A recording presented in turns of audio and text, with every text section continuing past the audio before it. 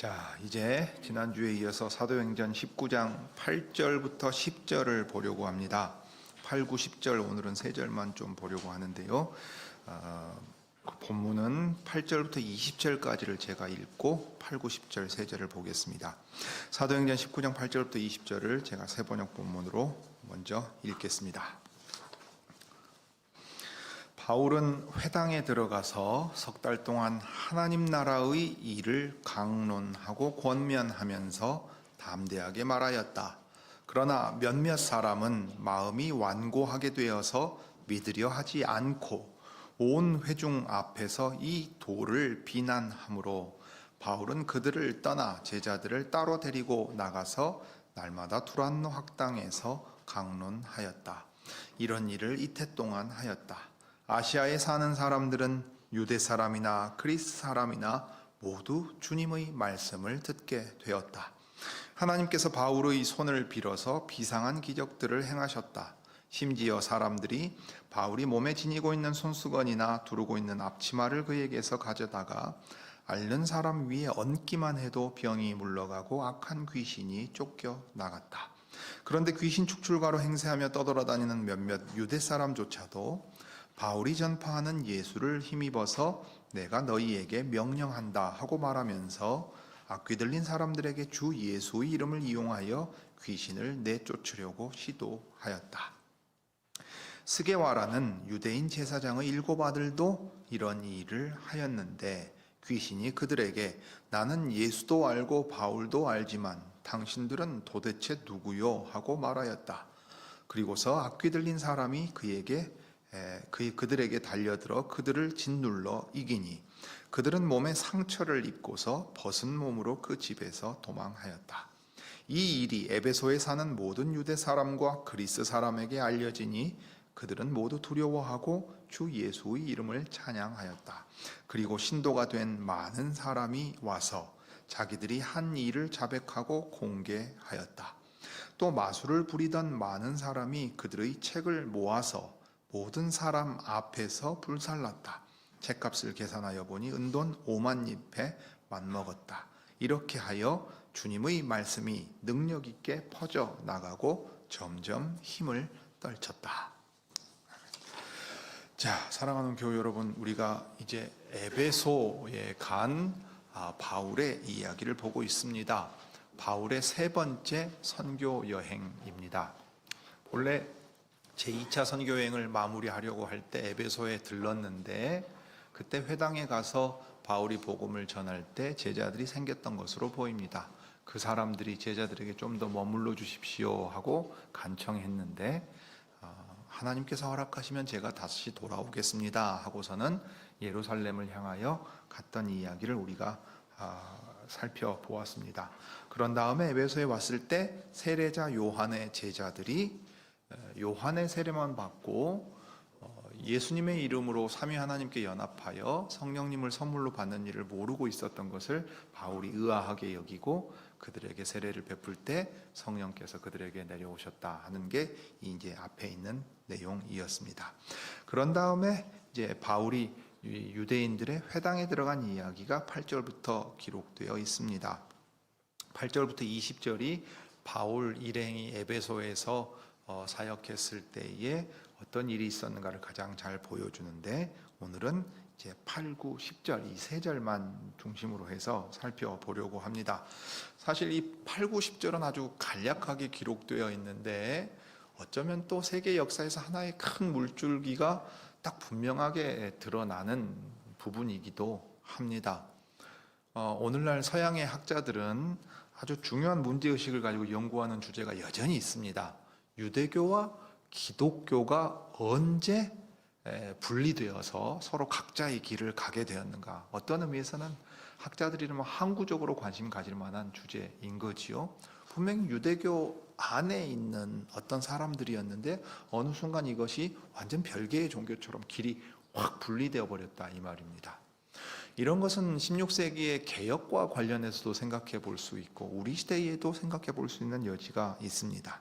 그러니 성경 본문의 내용을 가지고서 먼저 유대인의 회당에서 복음 전도 사역이 시작되었지만 결과적으로는 이 두란노 회당에서 따로 모이게 되는 일에 대해서 먼저 생각해 보려고 합니다.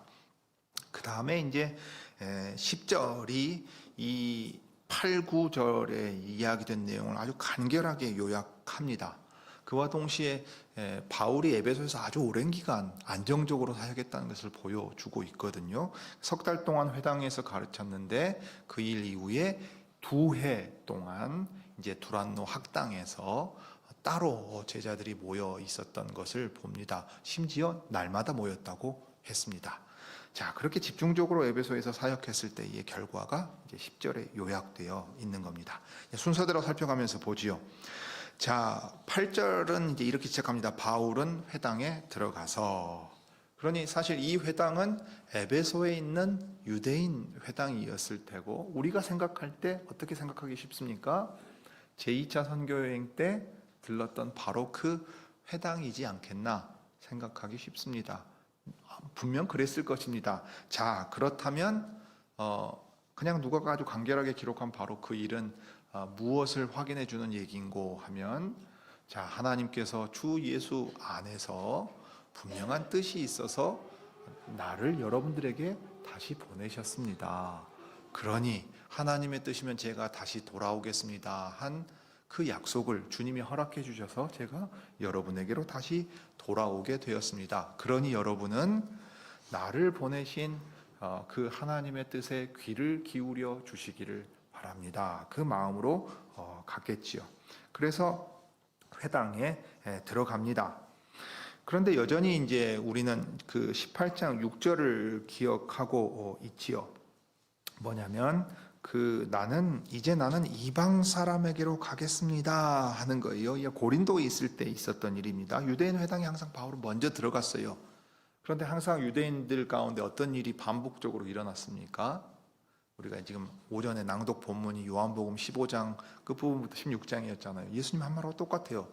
나를 받아들이지 않으면 아버지도 미워하고 너희도 박해하고 거부할 거라는 얘기를 유대인들에게서 본단 말이죠. 그러면서 어떻게 해요?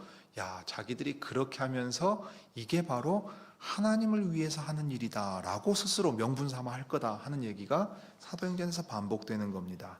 자, 그러니까 어느 때고 그냥 유대인들을 향하여서 그냥 그게 있을 것이니까 당연하다고 계속 가는 게 아니죠.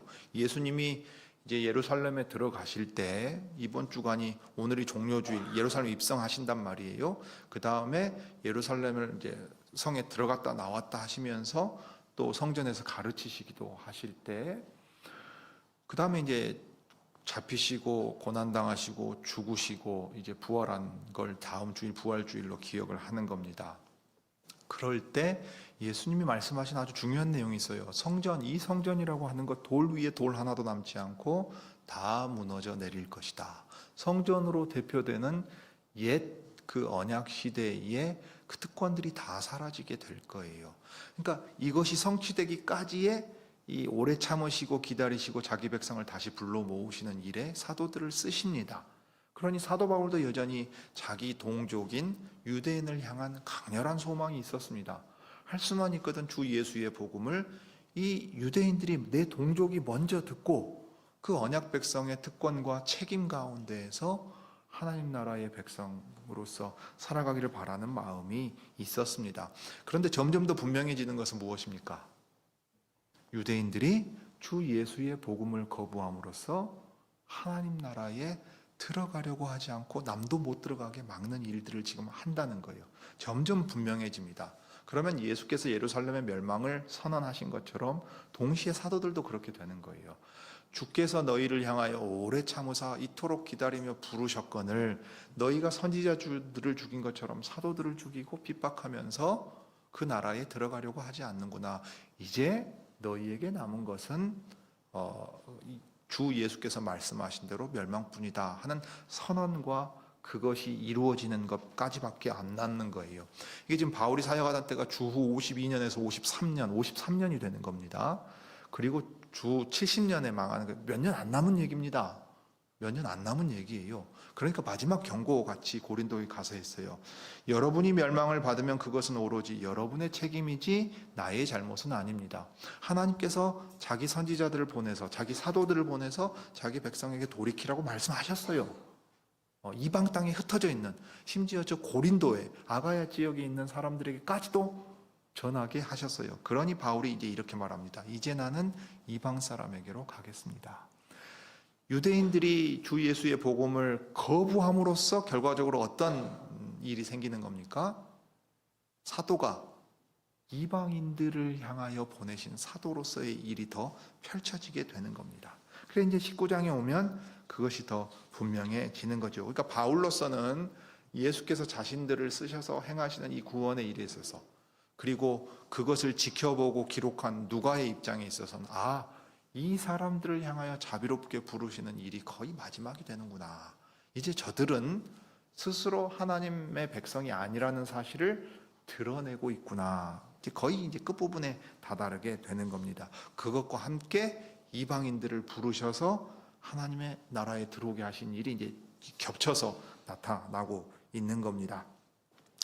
그러니 이제 이런 관점에서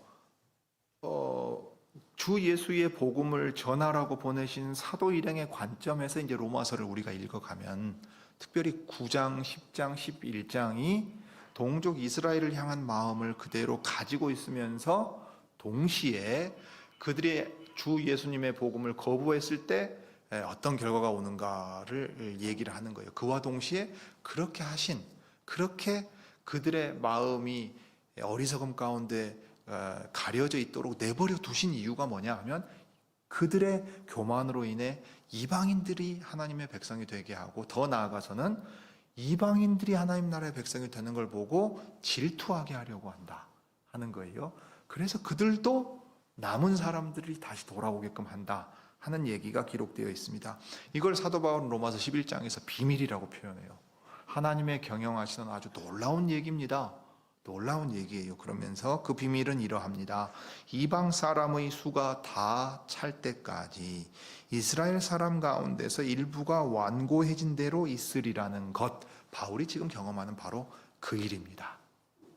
완고해진다는 말 바울이 썼잖아요. 그리고 오늘 본문에도 그대로 나옵니다. 그리고 이 완고해진다는 말은 성경에서는 아주 중요한 의미가 있습니다. 구약 성경에서는 좀 어렵게 번역되어 있죠.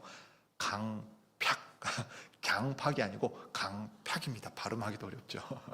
예, 마음이 아주 딱딱하게 굳어버려 가지고서 자기에게 스스로 심판을 불러들이는 건데, 배교를 가리킬 때 특별히 신약에서는 사용했던 말이고, 구약에서는 대표적으로 이 이집트의 파라오가 큰 그 표적과 기적을 보면서도 이스라엘 백성을 내보내지 않는 그 완고한 걸 가리킬 때, 그래서 스스로 심판을 불러들인 걸 표현할 때 이 완고해진다 하는 말입니다. 그 목이 뻣뻣하다 하는 말도 이제 구약에서는 사용되지요. 자, 이렇게 경영해 가심으로써 결국 하나님께서 하시려고 하는 일이 뭐냐? 온 이스라엘이 구원을 받게 되리라 할 때, 이 이스라엘은 그리스도로 말미암아 드러내신 참 이스라엘 전부를 가리킵니다. 그러니까 이 이스라엘에는 이방인의 정한 수도 있고, 옛 민족 이스라엘, 국가 이스라엘 가운데 남아서 회개하고 돌아오는 이스라엘도, 이 유대인과 이방인 모두가 온 이스라엘을 이루게 됩니다. 이것이 이 역사를 경영해 가시는, 그리스도 안에서 경영해 가시는 하나님의 놀라운 비밀이라는 것을 말하면서, 사람이 누가 이런 걸 생각이나 해봤겠느냐. 하나님의 그 지혜와 그 경영하심의 놀라움이, 위대함이 참으로 그 깊이와 넓이와 높이와 너비를 측량할 수가 없다 하면서 삼위 하나님께 대한 찬송으로 이 11장을 마치거든요. 그러니까 유대인들이, 그 몇몇 유대인들이 완고해져서 하나님을 이 거부하게 되는 바로 그 일이야말로 자기들의 책임으로 말미암은 거지만, 그러나 그 일을 허락하고 내버려 두심으로써 하나님이 어떻게 행하시느냐? 이방인들을 하나님의 백성으로 받아들이시고, 그래서 이스라엘이라는 이름 자체가 어떤 특정한 민족에게 허락된 이름이 아니라 하나님의 백성 전부를 가리키는 것이다 하고 이제 보여주시게 되는 겁니다. 그러니 우리가 사도행전을 잘 읽으면 바울의 편지도 훨씬 더 잘 이해할 수가 있습니다. 자, 그럴 때 바울이 전한 복음은 무엇인가 하면 여기 에베소 회당에 들어가서 석 달 동안 하나님 나라의 일을 강론하고 권면하고 담대히 말했다 그랬습니다. 신학적인 내용에 너무 익숙해진 나머지, 특별히 종교개혁 전통의 신학 논쟁에 익숙해진 나머지 바울의 복음은 칭의의 복음이다. 이 신칭이 중요하지요. 중요한데 마치 바울의 복음은 칭의의 핵심이 가 있고 예수님의 복음은 하나님 나라 복음이다. 학자들 가운데 어떤 사람들이 이렇게 대비시켜서 말하는데 사실 그렇지 않습니다. 누가는 분명하게 바울이 전한 복음은 예수 그리스도를 말미암아 예수 그리스도를 믿음으로 의롭게 된다는 걸 말할 때 그게 바로 하나님 나라 복음의 핵심이다 하고 가르쳤어요. 그렇게 함으로써 유대인이나 이방인이나 다 이 온 이스라엘에 속하게 되는 것이다 하고 가르쳤습니다. 그러니까 앞서 전한 바울의 복음의 내용 전부가 하나님 나라의 일이라 하는 것을 얘기를 했고, 그 다음에 강론하고 권면했다 하는 표현이 계속해서 나옵니다. 여기 강론하고 권면했다 하는 말은 이제 설득하거나, 그러니까 토론하고 논쟁하고 논박하는 일이 있습니다. 왜냐하면 구약 성경, 회당이니까 유대인들이니까 모세의 율법과 선지자의 글과 시편을 읽고 알잖아요. 이게 우리가 가지고 있는 구약 성경입니다. 그러면 그 성경이 가리키는 메시아가 이 예수님이고 이 메시아는 하나님이시다. 하나님이 사람이 되셔서 우리를 구원하시기 위하여, 하나님의 백성들을 불러 모으시기 위하여 죽으시고 부활하시고 아버지의 오른편에 가셔서 성령을 우리에게 보내주셨다 하는 내용이에요. 이 사도행전 2장에 잘 나와 있는 복음의 핵심 내용입니다. 그래서 여러분들을 회개하고 성령을 선물로 받으라고 부르고 계신다. 그리고 이 예수 안에서 구약 성경의 모든 내용이 성취된다 하는 얘기를 하는 게 하나님 나라의 일입니다. 그러니 구약 성경이 이 메시아를 말한다 하고서 논증하는 방식을 펼치겠지요. 그래서 변증하고 변호하고 그 다음에 설명하고 설득합니다. 그뿐만 아니라 논쟁하기도 하죠. 왜냐하면 그걸 인정하지 않으려고 하는, 그래서 모세의 율법 그림자에 그대로 머물러 있으려고 하는 사람들도 있을 수 있기 때문입니다. 그리고서는 이제 선포하고 가르칩니다. 그 다음에 매우 실제적으로 그러한 가르침에 합당하게 이제 그러면 이 예수를 주와 그리스도로 받아들이고서 이분의 다스리시는 나라에서 어떻게 살아야 할 거냐 하는 그 내용들을 권면해 갑니다. 설득해 가고 권면해 가는 내용입니다. 사실 그러니 바울의 복음과 주 예수님의 복음은 아주 정확히 동일합니다. 주 예수께서 공생애를 시작하실 때 선포하신 내용이 무엇인가 떠올려 보십시오. 마태는 그 복음서 4장 17절에 이렇게 기록을 했습니다. 회개하여라, 하늘나라가 가까이 왔다 했어요. 천국이지요. 하늘은 하나님께서 계시고 다스리시는 곳입니다. 그러니까 공간의 영역으로서 이 하늘이다, 하늘에서 다스리신 하나님의 나라다 이렇게 표현을 했고, 마가복음은 1장 15절에 이렇게 이제 기록했습니다. 때가 찼다, 하나님의 나라가 가까이 왔다. 하늘나라, 천국과 하나님의 나라는 같은 말입니다. 회개해라, 복음을 믿어라 했어요. 사도행전 1장 3절에 가면 예수께서 부활로 사도들에게 나타나실 때 40일 동안 그들에게 하나님 나라에 관한 일들을 말씀하셨다 했습니다. 이때 하나님 나라에 관한 일들은 아버지 오른편에 가셔서 성령을 보내시고 예루살렘에서 기다리게 하신 사도들이 어떻게 사도들을 중심으로 예루살렘의 교회를 세우고 그 다음에 유대와 사마리아와 땅 끝에 이르도록 증인인 사도들과 제자들을 보내서 당신의 교회를 세워가실 것인가 하는 것을 말씀하셨다 하는 얘기입니다. 그러니까 아볼로라든가 세례자 요한의 제자들에게 부족한 것이 이러한 주님이 말씀하신 하나님 나라의 일에 대한 인식과 배움이 부족했다 하는 것을 우리가 이제 앞 단락에서 보았던 겁니다. 그런데 이제 이 동일한 복음을 예수님이 전하시고 하늘에 오르셔서 다른 사도들, 그러니까 베드로로 대표되는 사도들이 전했을 뿐만 아니라 바울로 대표되는 이방인들을 향하여 사역하는 사도도 동일하게 전한 거예요. 그러니까 유대인이나 이방인이나 모두 동일한 예수님의 하나님 나라 복음을 듣고 이 한 분 주님 예수님을 믿고 하나님 나라의 백성이 됩니다. 자, 그럴 때 문제는 이 말씀을 기쁘게 받아들인다, 영접한다는 말, 그 말을 사실로 인정하고 동의하면서 그 말씀을 따라 산다 그러면 이제 주 예수의 제자가 되고 예수께서 다스리시는 나라의 이 백성으로 살아가는 그 얘기가 됩니다. 이게 그걸 이제 보여주는 표가 이제 세례를 받는다 하는 얘기가 됩니다. 그런데 9절에 보면 그러나 몇몇 사람은 마음이 완고하게 되어서 믿으려 하지 않았다 했어요. 그런 다음에 온 회중 앞에서 이 도를 비난했다 그랬습니다. 이 도라는 건 길입니다. 길. 여호와의 길이 주 예수로 말미암아 쭉 이어져 간다 하는 것을 말할 때 하나님 나라의 일과 이 도는 같은 의미로 지금 사용되는 거지요. 그런데 그들이 이걸 거부할 때 그들의 상태를 분명하게 표시를 했습니다. 몇몇 사람, 유대인 회당 안에는 몇몇 유대인들이죠. 자, 완고해졌다. 구약적인 표현은 강팍해졌다 하는 거예요. 그 다음에 믿지 않으려고 했다 하는 말을 썼습니다. 그런데 이 동사를 쓸 때 동사의 시제를 감안하면 무슨 뜻이냐면요, 그냥 그때 잠깐 그랬다는 얘기가 아니에요. 계속해서 그런 상태가 유지되고 있더라 하는 얘기입니다. 그러니까 이 마음에 말씀이 들리질 않는 거예요. 말하자면 씨를 뿌리는데 이 씨를 토해내버리는 것 같은 거예요. 씨가 거기에 딱 들어가가지고 뿌리를 내리지를 못하더라 이 말이에요. 근데 이 완고하단 말은 구약에 있어서 아주 중요한 의미가 있다고 아까 먼저 말씀드렸습니다. 그리고 특별히 신약에서는 이 배교할 때 믿음을 저버리고 하나님을 배반하는 일에 대하여 사용하는 아주 강한 표현이 되는 겁니다. 특별히 구약 성경을 그 그리스어로 번역한 70인경에서는 파라오의 그 완고함을 가리킬 때 사용되었습니다. 그 바울의 한 말과 정확히 동일해요. 너 이제 18장 6절에 나오는 얘기죠. 여러분이 멸망을 받으면 그것은 오로지 여러분의 책임입니다 하는 거예요. 왜냐? 하나님께서 전하라고 전하게 하신 선지자와 사도가 있었고 그 말을 충분히 전해 주었는데도 받아들이지 않았다. 그러면 그건 당신의 책임입니다. 이집트의 황제였던 파라오에게 일어난 일과 정확히 동일한 일이에요.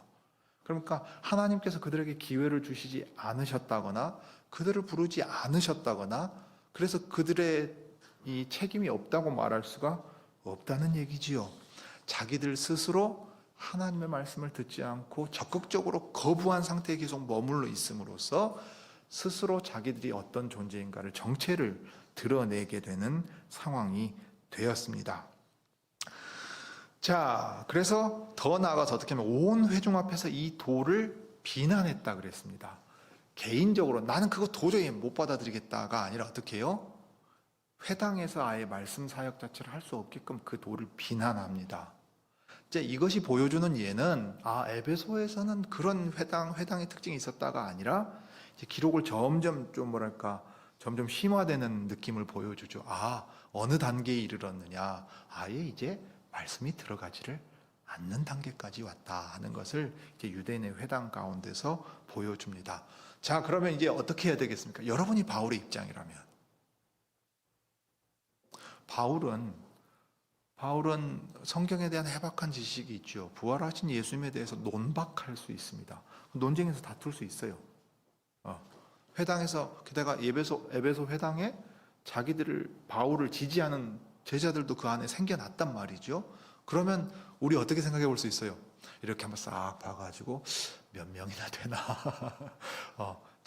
논리적으로 논박해가지고 논쟁해서 이길 수 있는 방법이 있어요. 명분이 있잖아요. 그 다음에 숫자도 제법 됐어. 그러면 해볼 만하지 않을까? 저거 회당에서 주 예수의 복음을 안 받아들인다. 그러면은 이제 심판에 대해서 선언하고 한번 엎어버릴 수도 있겠죠. 그 실제적으로 정치적인 영향력을 발휘해서 이 수 가운데 상당수 제자가 됐으면 회당의 주도권을 딱 쥐고 가려고 할 수도 있지 않겠어요? 그러지 않겠습니까? 이게 개혁이다. 이게 바른 가르침으로 돌아가는 것이다. 라고 할 수도 있겠죠. 근데 바울 그렇게 하지 않습니다. 그게 어떻게 합니까? 바울은 그들을 떠납니다. 복음을 전하되 다투지 않습니다. 우리 주님이 하신 방식 아니에요. 우리 주님이 하신 방식이에요. 우리 주님이 12군단도 더 되는 하늘의 천군을 불러다가 자기의 권능을 왜 발휘 못합니까? 하실 수 있지요. 믿지 않는 자들에게 벼락 내리실 수 있지요. 즉각적인 심판도 하실 수 있지요. 권능이 없어서 그런 일들을 안 하신 게 아니지 않습니까? 목소리를 크게 높이고 책망해가지고 덜덜 두려워 떨게 만드실 수도 있지요. 근데 그런 방식으로 당신의 복음과 나라를 선포하지 않으셨습니다. 아주 역설적으로 돌아가셨습니다. 이번 주가 그거 기억하는 주 아닙니까? 정말로 무력한 존재인 것처럼 말만 하셨다고요, 말만. 그러면서 사도 요한이 기록한 대로 내 나라는 세상에 속하지 않았다 그랬어요. 세상 나라는 힘을 가지고 굴복시키려고 합니다. 처음에는 설득하고 합리성과 공공의 영역에서 논리로 말할 것처럼 보이지만 안 되면 힘으로 그냥 밀어붙이는 거예요. 그런데 하나님의 나라는 그렇게 하지 않습니다. 영혼이 변화되도록 기다리고 말씀을 전하게 하시고 설득하십니다. 그리고 우리도 알지 못하는 사이에 그 보지 못하고 듣지 못했던 사람이 볼 수 있고 들을 수 있게 그 영혼을 바꿔놓으십니다. 그래서 절대 물리적으로나 논쟁이나 투쟁이나 혁명으로 하나님 나라가 서지 않습니다. 아마 싸우라 그랬으면 바울 잘 싸웠지 않을까요? 명분도 있고 싸울 만한 능력도 갖추었습니다. 그런데 하나님의 나라는 바울이 에베소 교회 보낸 편지에 6장에 보면 우리의 씨름, 레슬링 하는 거 있잖아요. 여러분 이 로마 시대 사는 사람한테 레슬링은 뭔지 잘 알려져 있었을 겁니다. 경건에 훈련할 때도 이거 있죠. 씨름, 레슬링인데요. 씨름 선수들 얘기 들으면 삿바 잡고 5분 버티면요 죽는데요. 그 정도로 힘들대요. 그러니까 옛날 지금은 아닌 걸로 압니다만 우리 올림픽 경기 종목에 레슬링에 뭐 있었습니까? 그레코로만형이 있었죠. 상체만 쓰는 그 훈련한 레슬링 선수들이 몇 분 하는데 아주 탈진할 정도 되지 않던가요? 그거 말하는 겁니다. 그거 그리스 로마 시대의 레슬링 지금 하는 그 얘기라고요.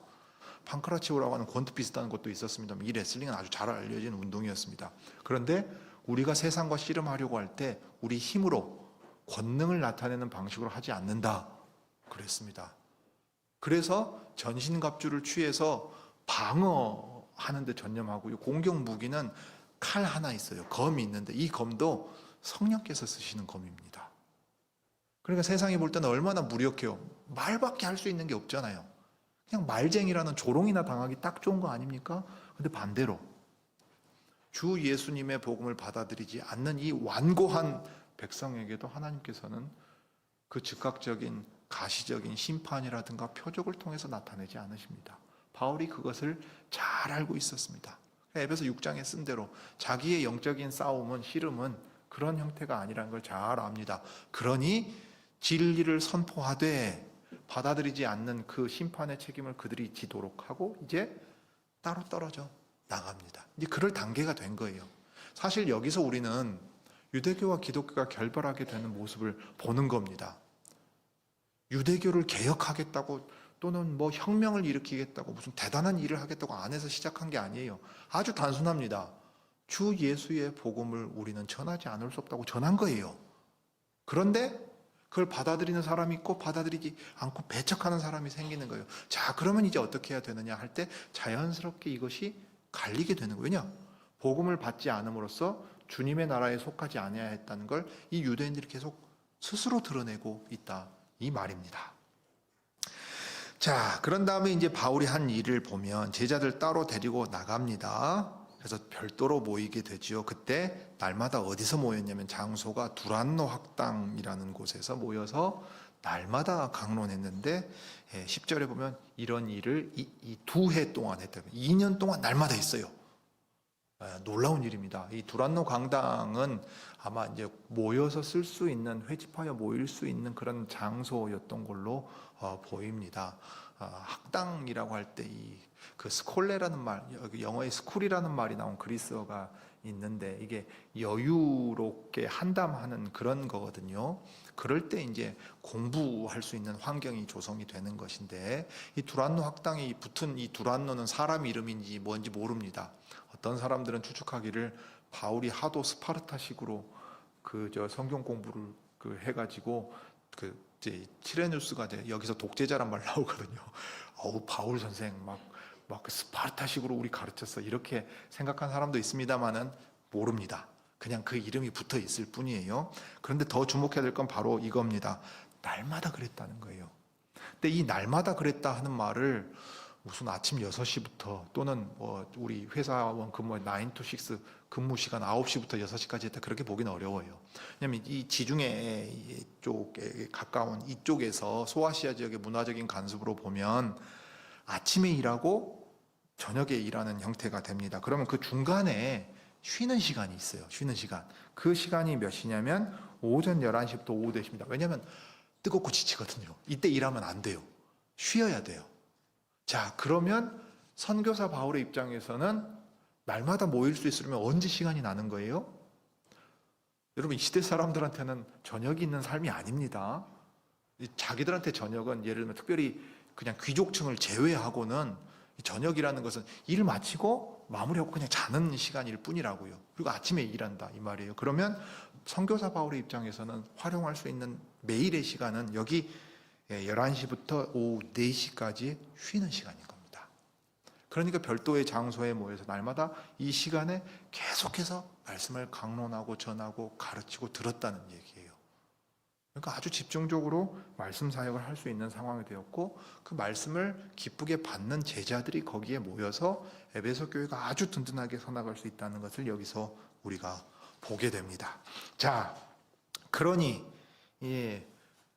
이것은 유대교와 기독교의 결별의 문제로도 볼 수 있고 16세기의 개혁의 문제도 생각해 볼 수 있고 우리 시대의 교회의 사명의 문제도 생각해 볼 수 있습니다.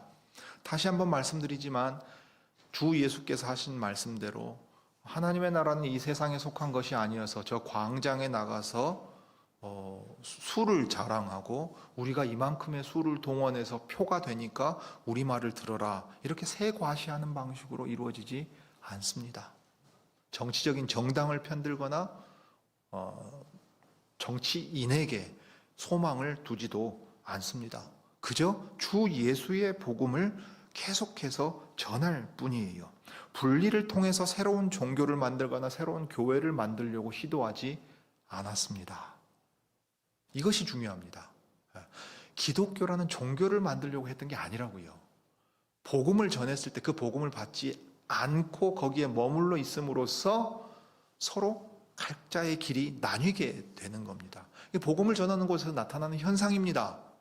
16세기 개혁도 마찬가지예요. 여러분 예전에 우리 교우들 이 사람 존 칼빈 같은 거 읽어보시면 처음에 어떻게 해요? 모 지방에서 복음주의자들이라고 번역되는 말이 나와요. 루터 선생의 이 가르침을 따라갔던 사람도 그렇고 그런데 복음주의자가 현대적인 의미의 복음주의를 가리키는 게 아닙니다.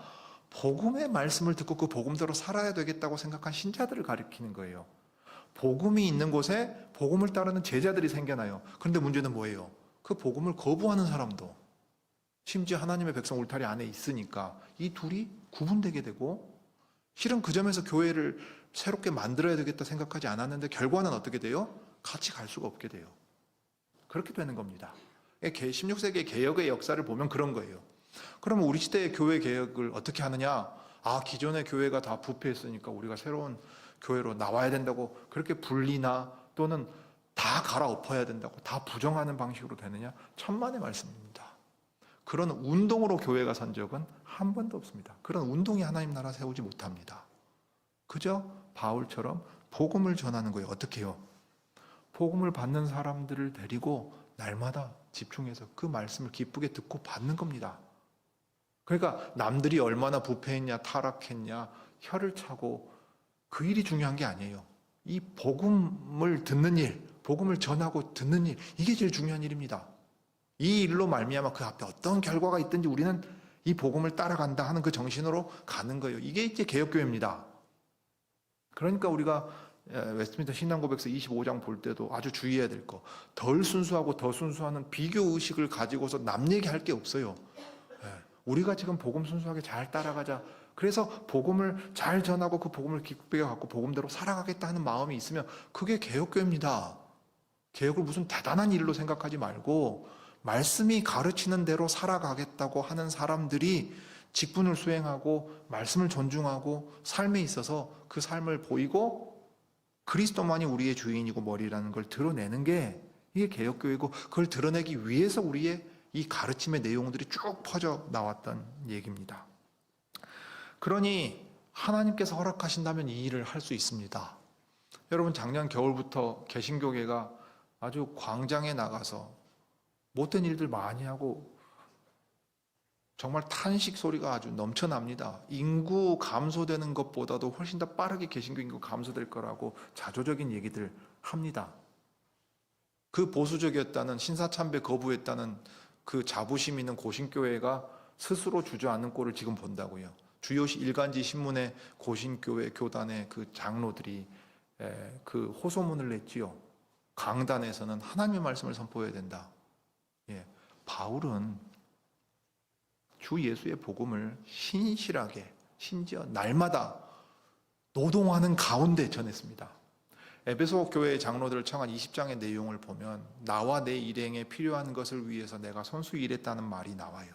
고린도에서도 했었고 에베소에서도 했던 걸로 보여요. 그러면 무슨 얘기냐면요, 바울은 남들 일할 때 강의 준비했다가 11시부터 4시에 사람들 쉬는 시간에 강의하고 자기는 다음에 쉬었다는 얘기가 아닌 거예요. 일은 일대로 하고 하나님 말씀 전하는 일은 전하는 일도 했다는 거예요. 그 상황이 그렇게 해야 했다 하면 나는 그렇게 했다는 거예요. 그래서 본을 보였다고 에베소 교회 장로들 청할 때 그 얘기를 했습니다. 그 점에서 우리 시대의 교회의 사명이 무슨 대단한 거 아닙니다. 하나님 말씀을 하나님 말씀대로 듣고 전하고 가르치고 받고 그것을 교회 안에서 실천하고 행하려고 하는 거. 우리의 신학이 모두 다 그 얘기입니다. 그 얘기예요. 교회 정치도 마찬가지고 헌법이나 헌장이나 노회도 마찬가지입니다. 그렇게 함으로써 드러내려고 하는 건 뭐냐? 우리의 한 분 주님이 그리스도이십니다. 그 그리스도께서 말씀으로 우리를 먹이시고 다스리실 때 성령께서 그 말씀을 깨닫게 하시고 그 지혜로 행하게 하십니다. 교회들의 지체들은 서로 각각의 은사가 다를지라도 서로 협력하여 이 교회를 세워갑니다. 웨스트민스터 신앙고백서 26장 성도의 교제 그 내용입니다. 우리가 오후에 볼 겁니다. 여러분이 해왔던 일이고 하고 있는 일입니다. 그러니 여러분, 이 일에 더욱 힘을 내서 행하십시오. 하나님께서 허락하시면 우리가 전하고 받는 이 말씀을 쓰셔서 주님의 교회를 여전히 세워가실 겁니다.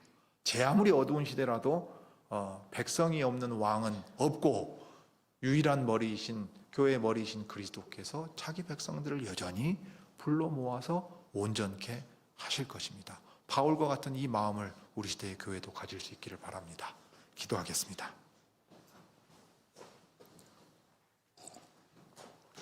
은혜와 자비가 풍성하신 하나님, 우리 아버지, 옛 언약 백성 유대인들, 이스라엘 사람들이 자기의 마음의 완고함 가운데 하나님께 속하지 아니하였음을 스스로 드러내는 자리에 빠져 들어갈 때 주님, 그들에게 말씀하신 대로 언약의 저주가 임하도록 내어버려 두시되 그 일로 말미암아 이방인들이 하나님 나라에 들어갈 수 있는 문을 활짝 열어주셨습니다.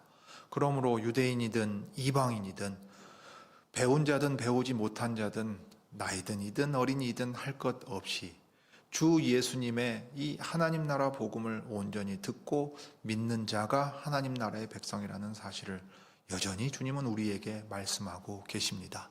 제 아무리 번듯한 예배당을 가지고 아무리 많은 수가 모인다 한들 우리가 대단한 일을 행하는 것처럼 생각하고 열심을 낸다고 한들 주님이 말씀과 성령으로 다스리시는 그곳에 교회가 있사오니 바울이 묵묵히 주님의 명하신 일, 말씀 전하고 가르치고 양무리를 돌보는 일에 힘썼던 것처럼 우리 시대의 교회도 이 일로 말미암아 주님이 허락하심 가운데 교회들이 더 서나가고 날마다 구원 얻는 자들이 이 영광스러운 복음을 맛보고 생명의 기쁨 가운데 이 땅에서 힘있게 살 수 있게 이끌어 주시기를 구합니다.